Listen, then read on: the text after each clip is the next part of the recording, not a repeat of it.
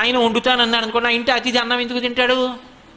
అదే అన్నయ్య గారు మీరు వెళ్ళడానికి వీలు లేదు, మీరు రావడం మా అదృష్టం, మీరు ఇవాళ చెల్లి చేతి భోజనం తిని వెళ్ళవలసిందే, అనుబంధం కూడా కలిపి నేను పెడతాను మీరు తినవలసిందే అని పరమోత్సాహంతో వండుతోందనుకోండి, వచ్చినవాడు కాళ్ళు కడుక్కుని చేతులు కడుక్కుని అనుష్ఠానం చేసుకుని వచ్చి ఆ భోజనానికి కూర్చుని సంతోషంగా తింటాడు.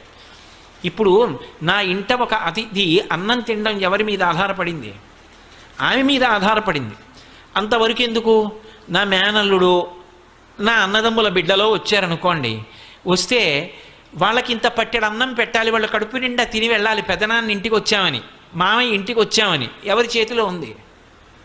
నా చెల్లెలు ఇంటికి వచ్చింది, అది సంతోషంగా పసుపు కుంకం ఓ పట్టుచీర పుచ్చుకుని వెళ్ళాలంటే ఎవరి చేతిలో ఉంది? నా చేతిలో లేదు. ఆ వచ్చిన దానికి ఏమండి మీ తోడ పుట్టింది, ఆ అమ్మాయి సంతోషిస్తే మన